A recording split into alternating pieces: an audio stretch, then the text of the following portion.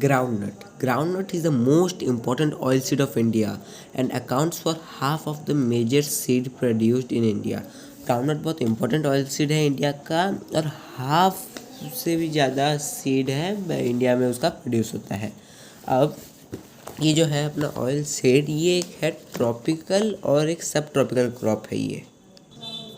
So it is essentially a tropical and a subtropical crop.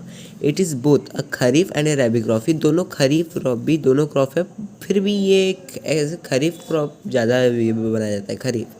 अब ground नट plants दो तरह के होते हैं, एक होते हैं बंच टाइप गुच्छे गुच्छे और एक होते हैं रनर टाइप भागते हुए। अब क्या होता है, बंच टाइप वाले 40 cm से ऊंचा नहीं उगते। These plants grow vertically to a height of about 40 cm तक उगते हैं।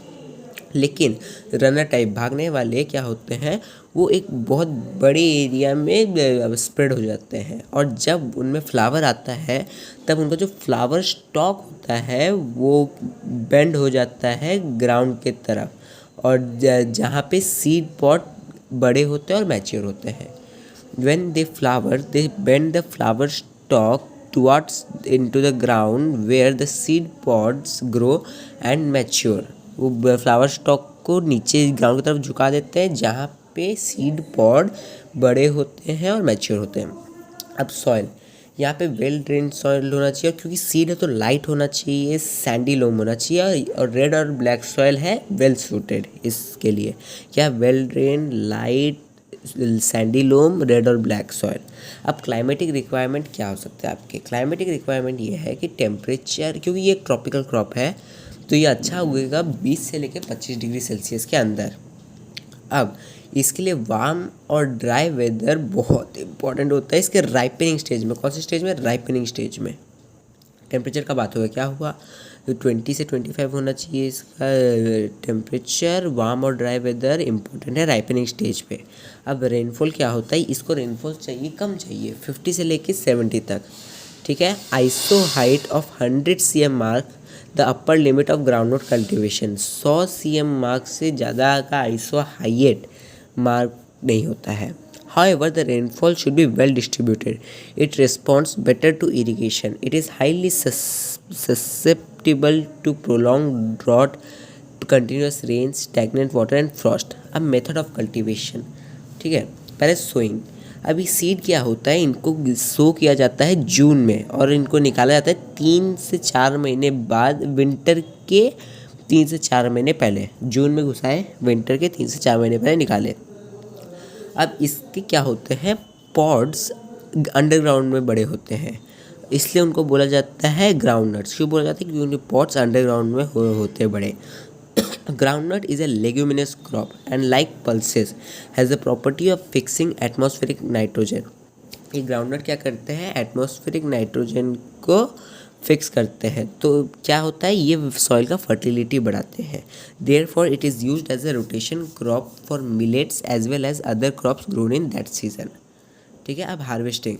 अभी ग्राउंड नट पॉड्स क्या होते हैं, हार्वेस्ट होते हैं अक्टूबर से लेके दिसंबर तक। कौन सा, अक्टूबर, नवंबर, दिसंबर। अब जब ये पॉट्स मैच्योर हो जाते हैं और हार्वेस्टिंग के लिए जब उनको निकाला जाता है तो ये हाथ से होता है, उनको खोदा जाता है और फिर कलेक्ट किया जाता है हाथ से। इसलिए इसके लिए चीप और एबंडेंट मैनुअल लेबर चाहिए। और जब ये पॉट्स ले लिए जाते हैं, उनको सुखा दिया जाता है फिर सन में। फिर क्या होता है, बाद में ये pots are shelled and seeds are collected, shelled, SHELLED, and seeds are collected. On an average, the seed kernel yields about 45% oil, ठीक है। ड्राई और warm winter is needed at the time of ripening. अब chief characteristics क्या है इसके, ठीक है। अब ग्राउंडनट कर्नल में प्रोटीन का बहुत बड़ा सोर्स होता है और विटामिन का भी बहुत कैलोरी वैल्यू होता है इसमें, प्रोटीन और विटामिन का। अच्छा, अब ये क्या होता है, 40 से 50% ऑयल बेसिक कंटेन करता है, जो कि used in edible refined oil as well as hydrogenated ghee, vanaspati form. अब इसका यूज़ क्या होता है, इसका दो कैरेक्टरिस्टिक हो गया, एक तो very rich source of protein and vitamin और एक है 40 to 50% of oil which is used in edible refined oil as well as hydrogenated ghee. Uses क्या है, अब groundnut oil is used for manufacturing medicinal emulsions, artificial leather और soap या फिर oil रिक्वेसाइड्स। क्या क्या एक बार फिर से, मेडिकल एमल्शंस, आर्टिफिशियल लेदर, सोप और ऑयल बनाने में काम आता है। अब ग्राउंड नट क्या होता है, आप कच्चा खा सकते हो, रोस्ट करके खा सकते हो, सॉल्टेड खा सकते हो या फिर स्वीट करके भी खा सकते हो, चार तरह से, रॉस, रोस्टेड, सॉल्टेड, स्वीटेड। बहुत सारे स्वीट्स और मिठाई इससे बनते हैं। After extraction of oil the left over residue is used as an important cattle feed.